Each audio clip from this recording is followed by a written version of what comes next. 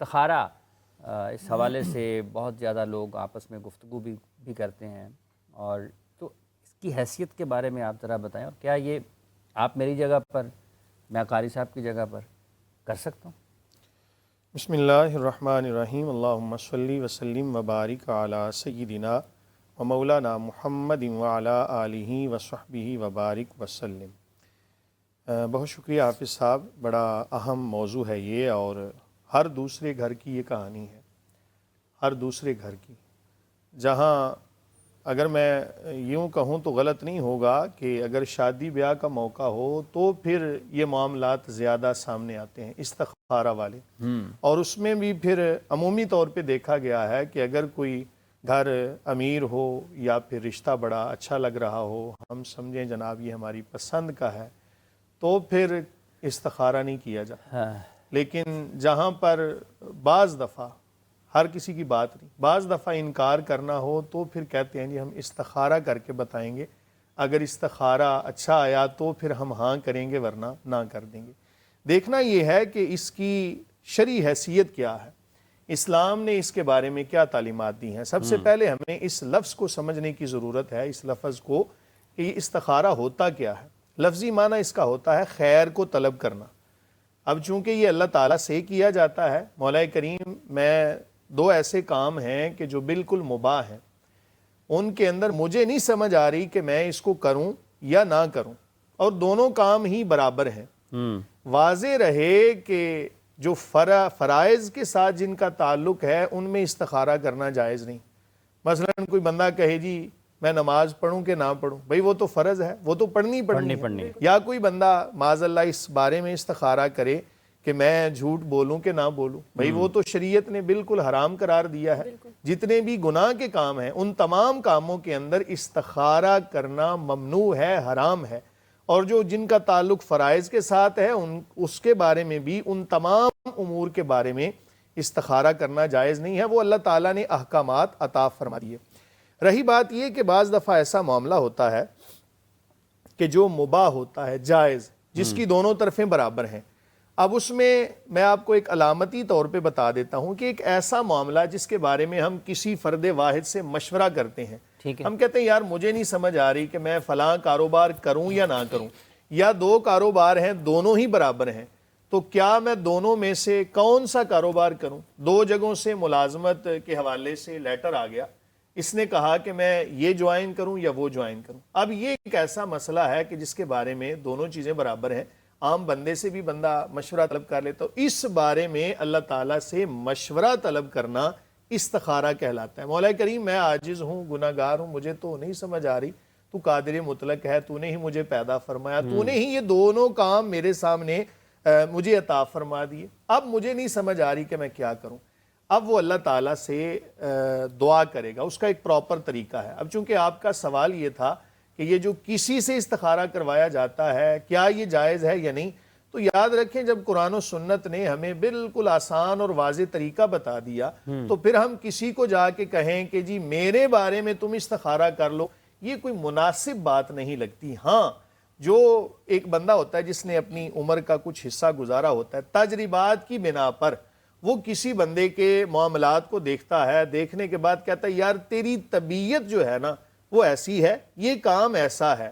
اور خاتون کی طبیعت میرے علم کے مطابق ایسی ہے، اور تمہاری طبیعت میرے علم کے مطابق ایسی ہے، تو لگتا ہے کہ تمہارا گزارا بہتر ہوگا یا بہتر نہیں ہوگا۔ اور یہ جو بتانے والا ہے نا اس کو یہ واضح کر دینا چاہیے کہ جو بھی میں بتا رہا ہوں بھائی یہ علم ظنی ہے، یہ کوئی قطعی بات نہیں ہے، یہ نہیں کہ میں نے جو بتا دیا ہے یہ حرف آخر ہے، میں نے اپنے تجربات کی روشنی کے اندر جو تمہیں بتایا ہے اس پر عمل کر لو گے تو مجھے لگتا ہے بہتری ہوگی، بہتری ہو سکتی، ٹھیک ہے۔ تو یہ بہتر یہی ہے کہ جو قرآن و سنت نے ہمیں تعلیمات عطا فرمائی ہے نا اسی کے مطابق پراپر طریقے سے استخارہ کیا جائے، جو پھر اللہ تعالیٰ کی طرف سے اس کو آثار ملیں، اور واضح رہے کہ جو آثار ملتے ہیں نا ان پر بعض لوگوں کے دلوں میں ہوتا ہے پتہ نہیں اب ہمیں یہی کام کرنا ہے، ہم دوسرا کر ہی نہیں سکتے۔ بھئی اللہ تعالیٰ کی طرف سے جو تمہیں ایک اشارہ ملا ہے وہ کام بھی کر لو گے تو بہتر ہے، اگر اس کے برعکس بھی فیصلہ خود آپ فیصلہ خود کرنا ہے۔ زنجانی صاحب ہمارے ساتھ موجود ہیں، چونکہ استخارہ کا ذکر ہوا ہے، لوگ مشوروں کے لیے مختلف علوم کی طرف راغب ہوتے ہیں، رجوع کرتے ہیں. تو چونکہ یہ ایک شادی والا بھی سوال ساتھ میں شامل ہوا ہے بحث میں، وہ بھی گفتگو رہی ہے چونکہ جب یہ مفتی صاحب نے ذکر کیا. زنجانی صاحب، یہ بالخصوص کچھ اہم کاموں سے پہلے لوگ آپ سے بھی رجوع کرتے ہیں کہ جناب میرے ستارے کہاں پر ہیں، کہاں پر کھڑے ہیں، ہل رہے ہیں نہیں ہل رہے ہیں، سفر کروں یا نہ کروں. اس حوالے سے آپ بتائیے گا کہ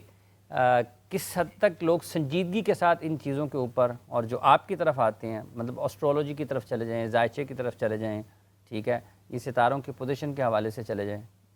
تو مذہبی حلقوں جی کی طرف سے کچھ آپ کو رکاوٹ یا تنقید کا سامنا تو رہتا ہوگا؟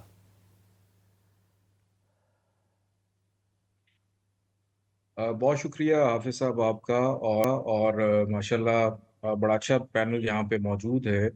قاری صاحب نے بڑی اچھی تلاوت اور نعت ہمیں سنائی، اور مفتی صاحب نے بھی بڑا اچھا جو ہے تجزیہ دیا استخارے کے حوالے سے. یعنی اللہ تعالیٰ سے مشورہ کرنا، اس کی رحمت کو طلب کرنا. اور اسی طرح ایسٹرالوجی کے اندر بھی ہم لوگ جب کسی بھی شخص کا ذائچہ دیکھ رہے ہوتے ہیں، اس کا حساب کر رہے ہوتے ہیں، تو ہمیں سب سے پہلے یہ دیکھنا ہوتا ہے کہ جو بھی فرد ہے اس کا مزاج کیسا ہے. کیونکہ ایسٹرالوجی جو ہے اس کو ہم لوگ دیکھتے ہیں سائنٹیفکلی. ہر انسان جو اس دنیا میں آتا ہے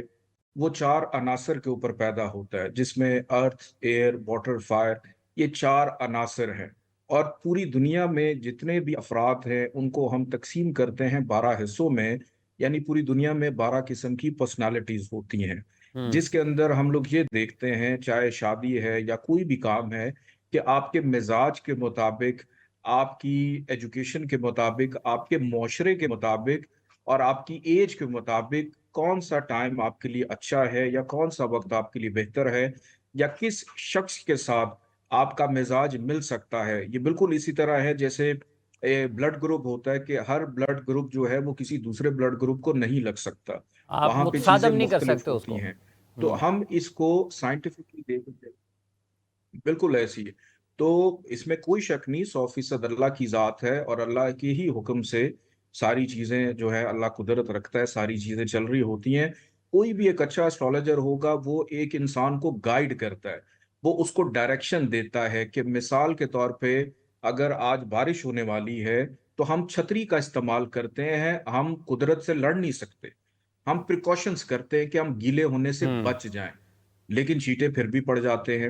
اسی طرح ایسٹرالوجی جو ہے وہ بھی یہی کام کرتی ہے کہ اگر آپ کے اوپر کوئی پرابلم ہے، کوئی پریشانی آنے والی ہے، کوئی ایسی آپ کے مزاج کے مطابق خرابی ہونے والی ہے، تو آپ کچھ دیر کے لیے رک جائیں، اس کے بعد بہتر وقت میں آپ اس چیز کو انجام دیں. جیسے مثال کے طور پہ آئمہ معصومین کے فرامین ہیں کہ کمر رب. اب کمر در اقرب اس کا مطلب ہوتا ہے کہ مون ان اسکارپیو، کہ کوئی بھی نیک کام یا آپ نے شروع کرنا ہے، کوئی شادی بیاہ کرنا ہے، آپ اس میں مت کیا کریں، آپ اس میں رک جایا کریں. یہ جب وقت گزر جائے پھر اس کے بعد پھر اسی طرح سورج گرہن لگتے ہیں، چاند گرہن لگتے ہیں. ابھی یہ 8 اپریل کو